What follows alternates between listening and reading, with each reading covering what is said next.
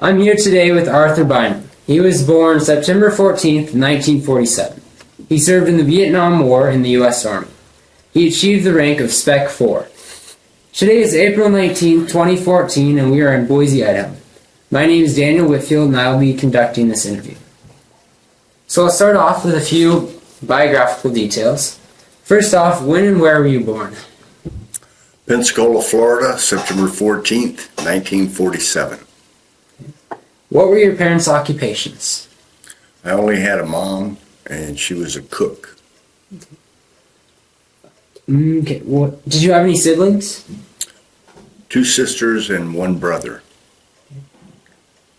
What did you do before you entered the military? I was a high school student, and then I spent 1 year in a 2-year college, and then I decided to go in the Army.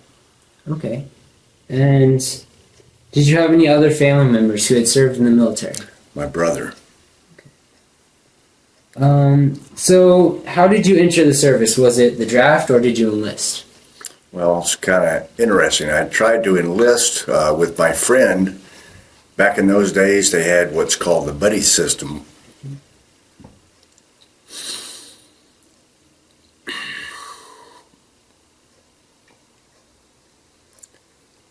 And I couldn't pass the physical.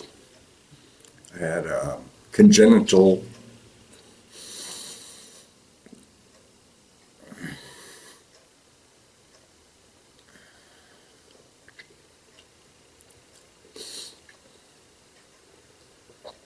Okay, well I had a congenital hernia, so I had to get an operation.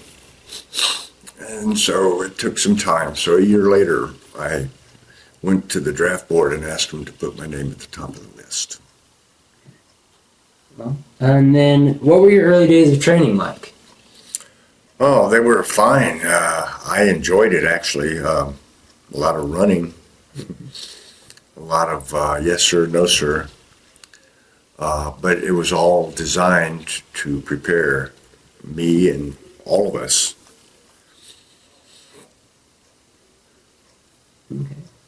for the future. And was it a big adaptation to the military lifestyle or was it not too much of a change? Well, I don't know that it was a big adaptation. It certainly was different than my life prior to the military. However, I was used to being told what to do because I had 2 older sisters. So it was just kind of I responded to what I was supposed to do and didn't think much of it. I just did what I was supposed to do. Mm-hmm. And after basic training, did you do any specialized training? Yes, I volunteered to be a paratrooper. There was always something exciting about jumping out of an airplane. And so we went to AIT, which is Advanced Infantry Training, and then to jump school. And after that, shipped overseas. Okay. And so during the war, where did you serve? I served in Vietnam from 1968 to 1969 during the war. Okay. So how did you get to Vietnam? It's a big airplane. We shipped out of Fort Lewis, Washington. And me, along with a bunch of other guys, hopped on a big bird and landed in landed in Bien Hoa, Vietnam. Okay. And so, what were your duties while you were over in Vietnam? I was an infantryman, a boonie rat. Very little time in what's known as the rear area, which is supposedly a safe area, but it's not always safe. And we'd be out in the boonies for 6-8 weeks, and then we'd get 3 days of what they call stand down, 3 days rest back in the rear area at base camp. At a place called LZ Sally, landing zone. And what part of Vietnam was that? It was, we were up right around the DMZ, which is the demilitarized zone, which is an area that's sort of a no-fight zone, supposedly, between the two countries. We were north of Hue, H-U-E, Hue, Vietnam, which is northern Vietnam. Okay. So, did you witness any action? Yes. What sort of thing would that be? Would the Japanese or the North Vietnamese attack you, or Viet Cong, or what sort of? We dealt mostly with the VC, Viet Cong, ambushes. We would have concerted, intentional efforts to go through villages and look for weapons, look for enemy, look for all kinds of things of that nature. And yes, there was combat and people died. Well, did you form a lot of friendships while you were overseas? You can't help but form friendships. That's what keeps you kind of going, having comrades and buddies. Yeah. And have you kept in touch with a lot of those friends? Yes, I have. As a matter of fact, we're having a reunion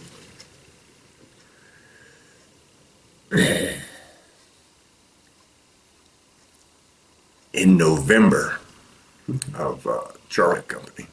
Okay.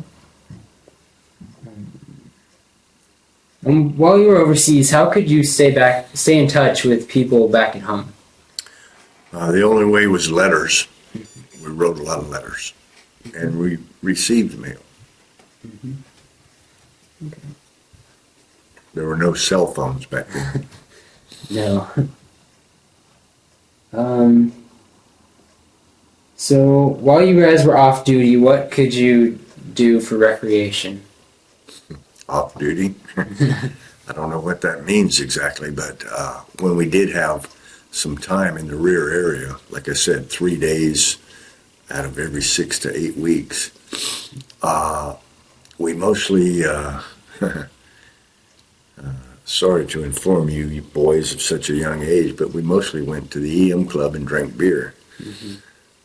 There was volleyball court.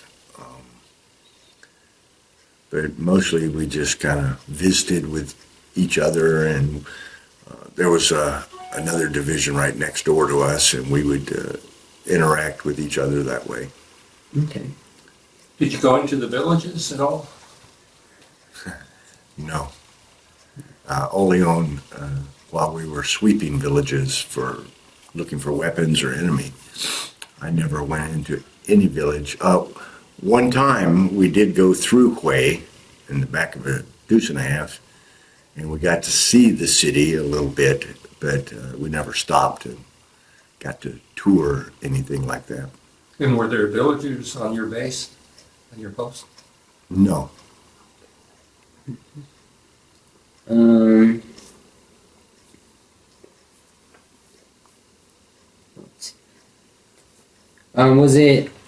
What was Vietnam like? I mean, just like climate-wise and...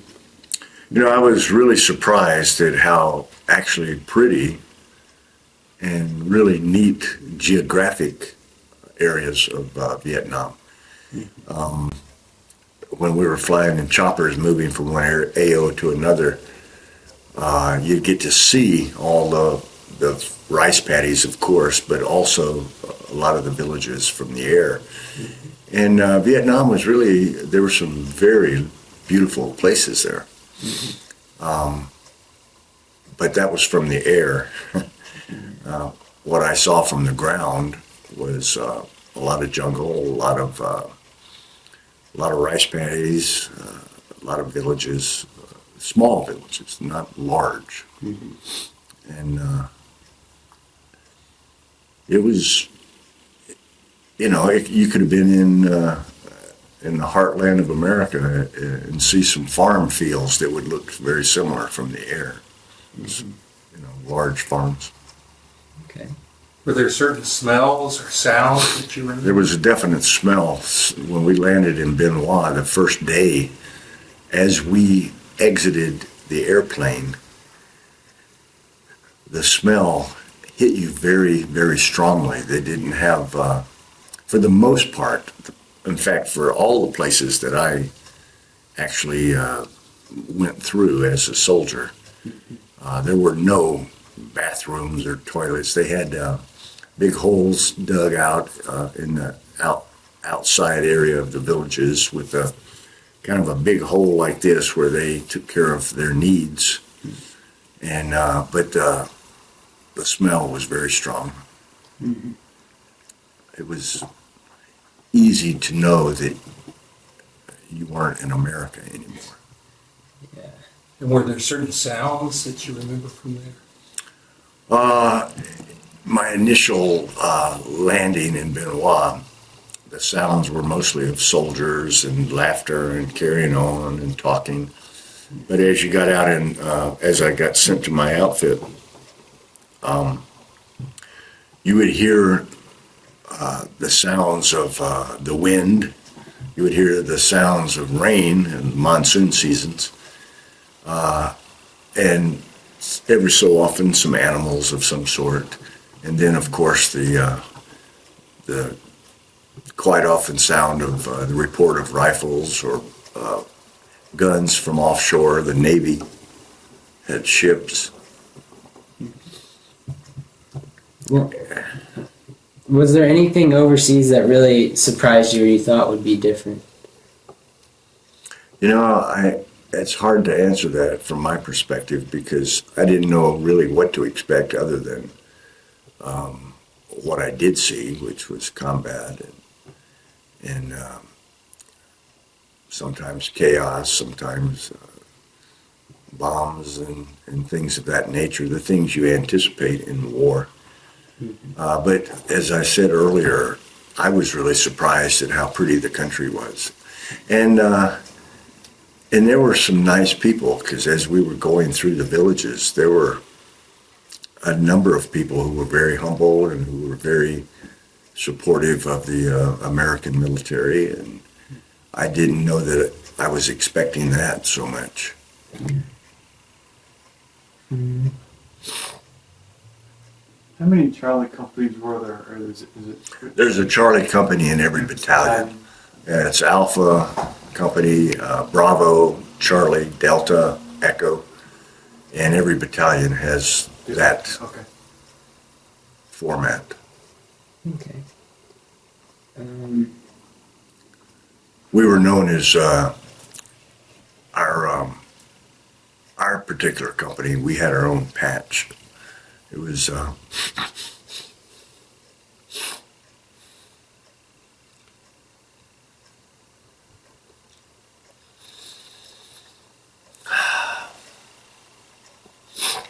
was a Cobra.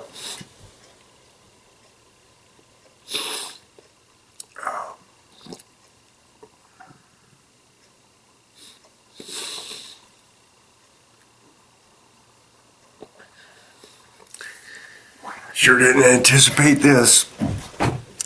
It was a cobra snake, which is deadly, and her words were,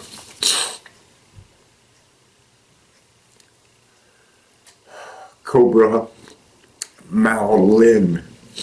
And Mao Lin in Vietnamese means swift. And a cobra was deadly, and so in the bottom part it said swift and deadly. Mm-hmm. Yeah.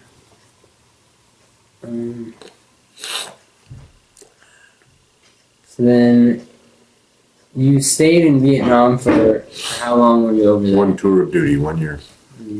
Let me get you. Yeah, Here, that it seems like it brings up a lot of memories you have. Oh, yeah. Thinking about.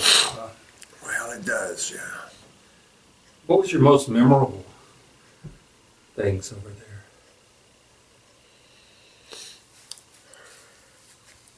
Well, on the on the negative side of most memorable, when a guy named Pops,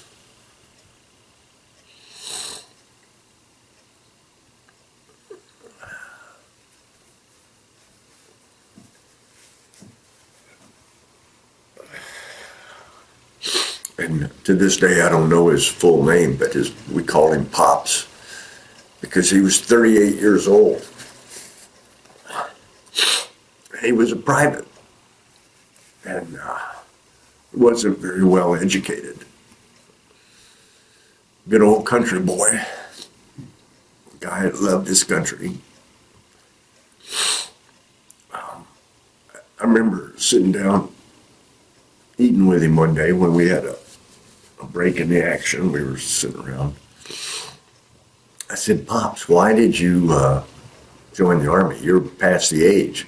You didn't have to worry about coming over here. And he said,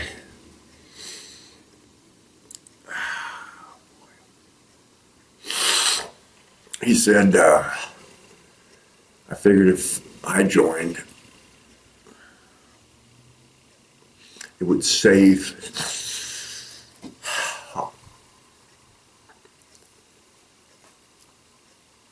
one young person's life. And he died. He was killed. It was a booby trap when he died. On the positive side,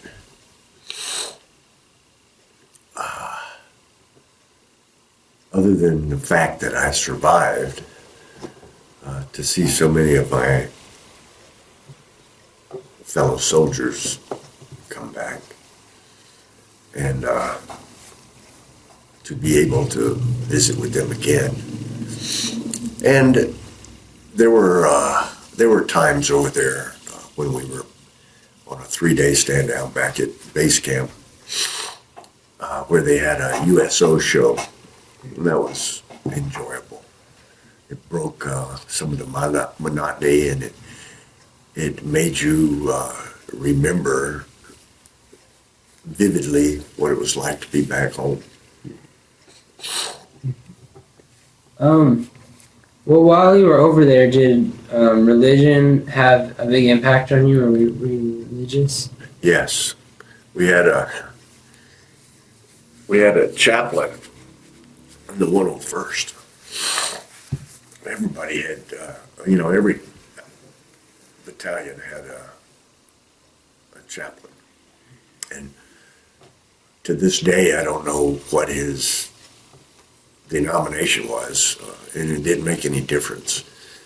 But he was called, and a lot of people have taken exception to this as I've talked to some of my colleagues in ministry about it. But at the time, he was known. There was an article written about him, I think, in the Stars and Stripes military newspaper. He was referred to as the fighting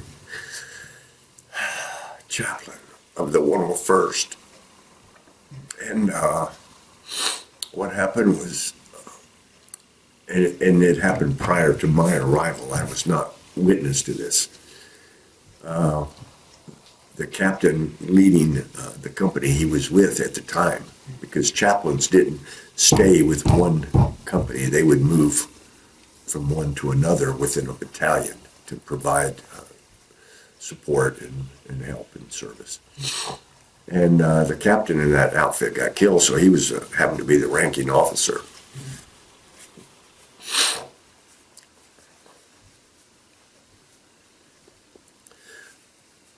So he took charge and rallied the troops. And I'll never forget him. Just from my own experience with him subsequent to that. His name was Chaplain Jerry Autry. And he was just instrumental, whenever we were at, whenever he came to our particular company, everybody just really appreciated his presence, and he provided spiritual and counseling for people who maybe weren't very religious or weren't spiritual, but they just wanted to talk to somebody. He was available to do that, and he was very helpful. That's good. So a pretty available man that, Just, When he was within your company, he was available. I suspect, I don't know because I didn't ever ask, but I suspect if anyone in a company really wanted to talk to a chaplain and he was visiting another company in a different area, that would have been arranged. So he was a present help. and it sounds like it was nice to have something comforting when you didn't know what was around the corner.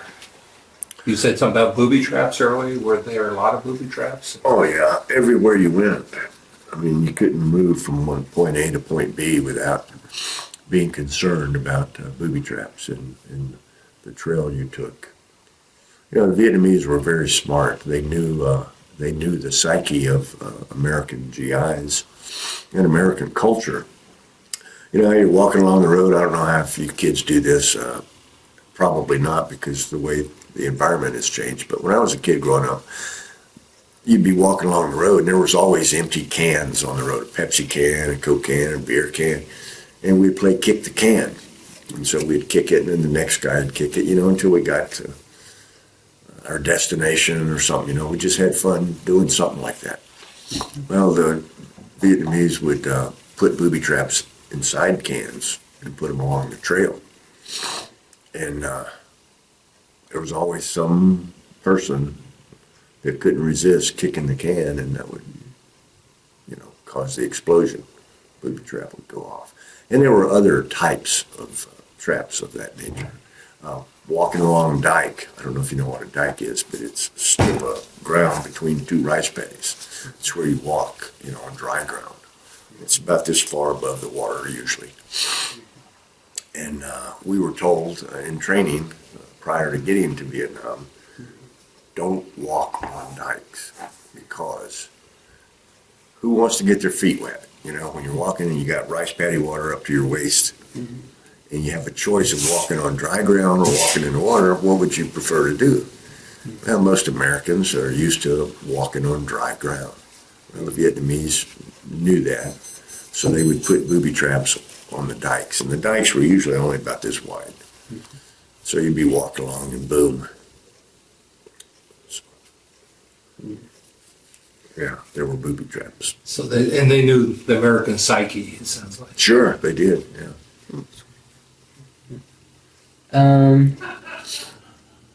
And then after that, did you return to the States after your after that tour? Yes, I did. And did you keep serving in the United States, or did you? Yeah, the 101st Airborne, which I was a part of in Vietnam, was still in Vietnam. Mm-hmm. So when I came back, I was reassigned to the 82nd Airborne at Fort Campbell, or excuse me, Fort Bragg. All right. Had you gone over with a lot of other guys at the same time, or was it Yeah. piecemeal? No. There was a whole bunch of people at Fort Lewis, Washington. Okay, in your A unit. whole full airplane load. But your unit went over as a unit, or? No, when you get out of AIT and you get your orders, some people were assigned to 101st, some were assigned to the 1st Air Cav, some were assigned to the Big Red One. Those were your papers. So various people were at Fort Lewis, Washington. Not all of them were going to the 101st. Initially, when the 101st went over, they went over as a unit, but they were already soldiers at that time. They had already gone through all of their training and everything. That we were what was known as replacements. We were the first wave of replacements after the Tet Offensive. So you got over there right after Jet, Right after Tet, 2 months. right? March of '68. Yeah, April actually, April. 3 months. So, Yeah, we were the first wave of replacements after the Tet Offensive. And then, how did you? Well, what was the reception like once by family and your community once you got back to the States?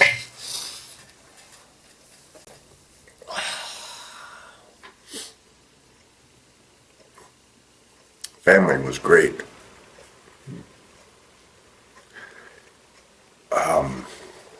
I can't say that about the general public. We landed in Oakland, and it's California, and there were a lot of protests going on, a lot of angst about the war, and while I understood their desire to end the war, and actually I certainly agreed with them. You know, let's bring our troops home.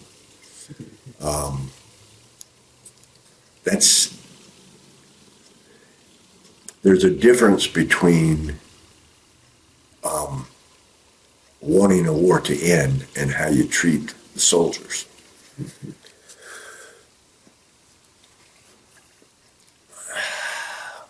And I'm very sad to say that the soldiers, at least my personal experience, weren't treated quite what I would call lovingly by the general public. Sure, there were people who thanked you for your service, but not anything like it is today. Today, I'm absolutely amazed, and I'm pleased and excited to see how people respond to our military. But back then, it wasn't quite the same. And was there a big readjustment coming back to the United States? Well, in a lot of ways, yeah. Getting a shower every day was really neat. I had some friends before I went over. In fact, it was just a week before I left. My friends took me out for, some fun times, and we had had a mutual friend who had returned from Vietnam before I went, and he came back, and I have great respect for him as a soldier, as a person. He got a lot of shrapnel in his legs and on his back from grenades, different, maybe even mortars, I'm not sure. But he came back with a really, really big chip on his shoulder and a quite negative attitude. Now, he was there before I was, so he experienced different things in different ways, so I do not ever fault a person's reaction. It is what it is. But he came back really, really bad. I mean, he wanted to get into fights all the time. We'd go out to have a drink somewhere, and he'd just try to start a fight. You know, he just had changed dramatically. And my friends told me, he said, Jack, if you come back like him, he said, we're going to, well, I can't use the words they say, but they were going to change my mind. They were going to kick my rear end. And I said, well, I'll try my best not to come back like that. And so when I came back,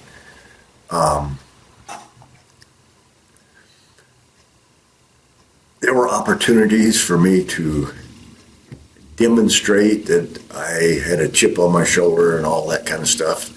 But my family was so loving, and my friends, and I had a different focus. When I came back, all I wanted to do was go to college and get my degree. Mm-hmm.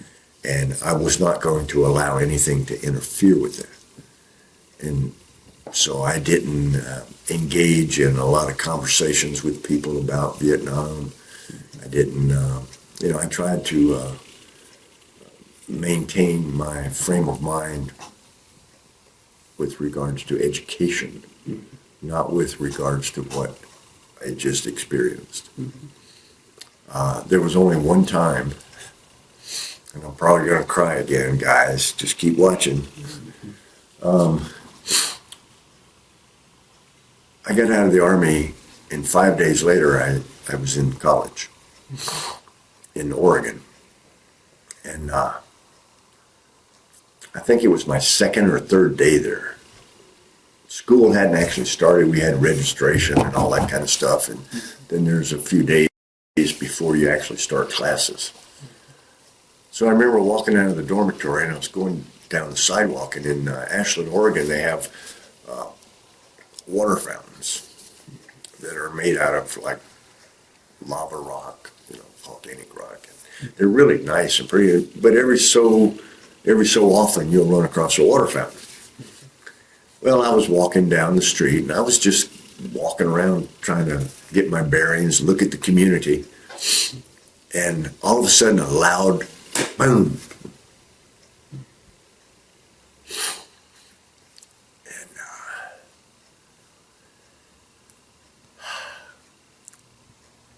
the water fountain was about, maybe 50 or 60 feet away from me when I heard the loud noise. Sounded like a gun. And the next thing I remember,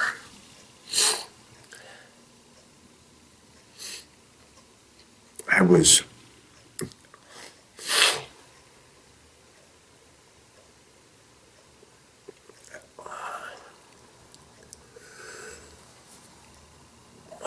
on my stomach behind that water fountain. It's about 2 feet around, square, I mean.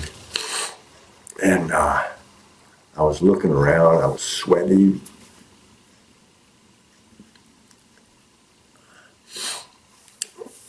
My forearms.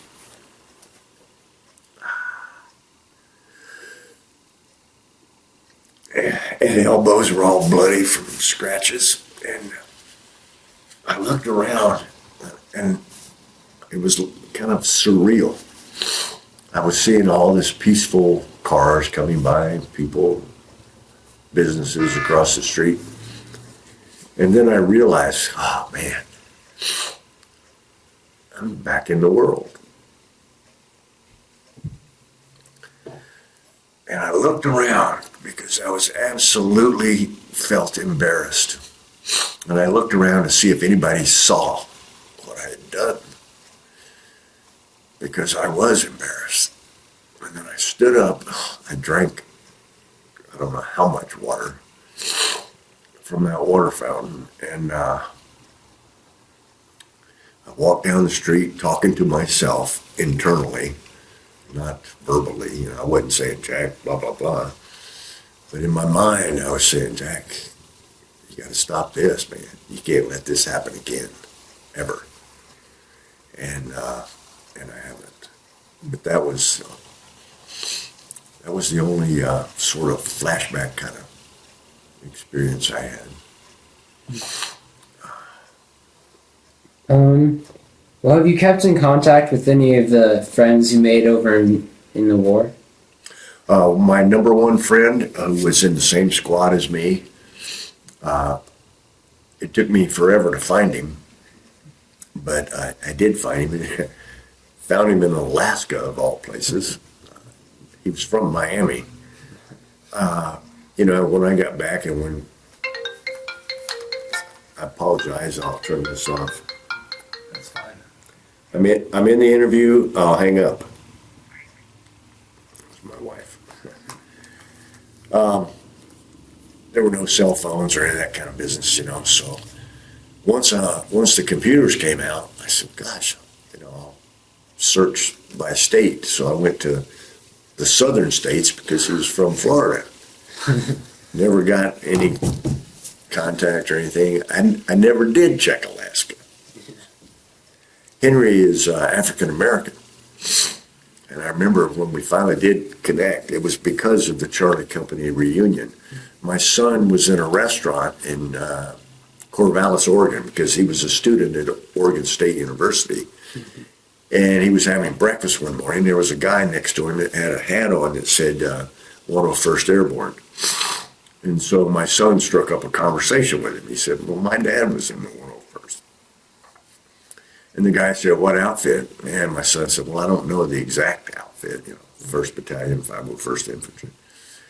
But the guy said, well, here's my phone number, have him give me a call. So I called him, and that is how I got hooked up with the Charlie Company reunion of the 101st. The first one we had that I attended was in San Antonio, Texas. But through the email and seeing the names on the list that it went out to, all the people that whoever organized it made contact with, I saw Henry's name. So I emailed him, and he didn't even email me back. He called me on the phone. Jack. He always called me Bynum, actually. He said, Bynum. I said, yep, it's me, man. We got to get together. So we met up at the reunion in San Antonio, and I just talked with him 2 weeks ago, and we're going to be traveling to the reunion in Key Largo, Florida in November. So yeah, he and we maintain phone contact and email. Cool. But the rest of them, not so much. I have contacted the chaplain, Jerry Autry. I think he lives in Michigan. I'm not sure, but I think it's Michigan. It's all email. And I'm hoping to see him here. He didn't make the San Antonio reunion, but I'm hoping to see him in Key Largo. And have you been in any veterans organizations? I joined the VFW when I got back. After college, I got a degree in law enforcement, and after college, I became a police officer in Tennessee. And in Tennessee, I joined the VFW, Veterans of Foreign Wars. And I've sort of maintained a loose connection, but since I've been in ministry, I haven't had really a lot of time for other organizations. Okay. How would you say that your wartime experiences affected your life? It's given me a whole new understanding. I was a young person when I went in, and as you guys your age, as you develop, you'll sometimes consciously, sometimes not consciously, but it happens subconsciously. A worldview will be a part of who you are, how you look at the world, and all of its vastness, not just environmentally and geographically, but from a human standpoint, how you look at other cultures and other countries. And my experiences over there in Vietnam greatly broadened my understanding and perspective on people in general, not just this ethnic group or that ethnic group or America or whatever, but you get hopefully a deeper and more thoughtful understanding of people and what is important in life. And what would be some life lessons that you learned from your service? Well, unfortunately, and I say that sort of backhandedly, and what I mean by that is when you're in military training and you're going to be in combat, everybody knows it, you're trained very well in our United States military, and you're trained to act reflexively, and you're taught who the enemy is. And a lot of terms are used to describe the enemy. And some of them are not very flattering. You try to dehumanize whoever it is that's out there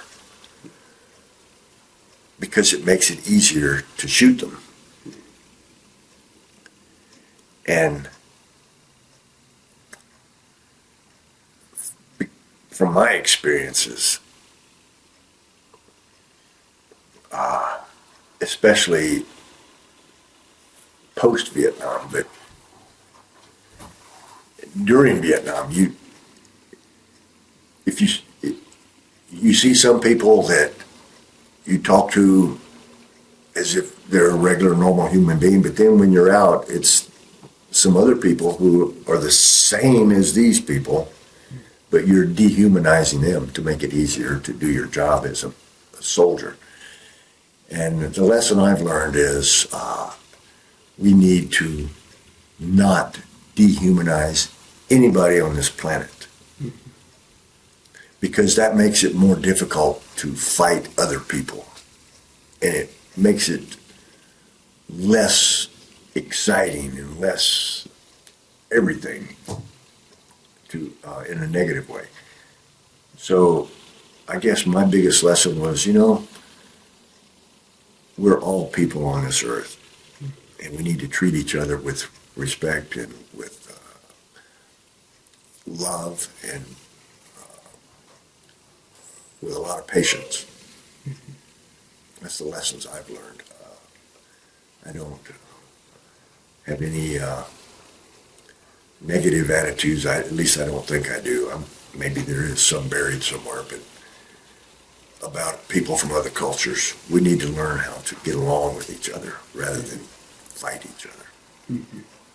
Well, thank you for your time and thank you for your service. Thank you for the opportunity.